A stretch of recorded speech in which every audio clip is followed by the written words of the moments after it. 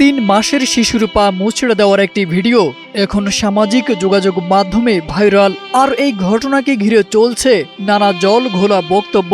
শুরু থেকে শিশুটির পরিবার দাবি করে আসছিল ভিডিওটি AI দিয়ে তৈরি। পরে আবার তারা জানায় শিশুটির পা ভাঙেনি। কে বা কারা ভিডিওটি সামাজিক মাধ্যমে ছড়িয়েছে তা তারা জানেন না, কিন্তু এক পর্যায়ে শিশুটির মা বলেন ভিডিওটি তার মোবাইল ফোনেই ধারণ করা হয়েছিল।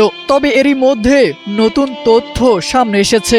শিশুটির পা মুচড়ে দেওয়া চাচি লতা বেগম পলাতক, আর আটক করা হয়েছে লতা বেগমের স্বামী কাউসার আহমেদ, শ্বশুর আলমাস মিয়া এবং শাশুড়ি শেফালি বেগমকে। পুলিশ সূত্রে জানা যায়, পারিবারিক কলহের জেরে রাগের বশে চাচি লতা বেগম ঘরে ঢুকে 3 মাস বয়সী শিশু রিজিকের পা মুচড়ে দেন। সে সময় শিশুটির মা গোপনে মুঠোফোনে ঘটনাটি ধারণ করেন। পরে গত 11 জুলাই তিনি ভিডিওটি তার ভাই ইব্রাহিমকে দেন।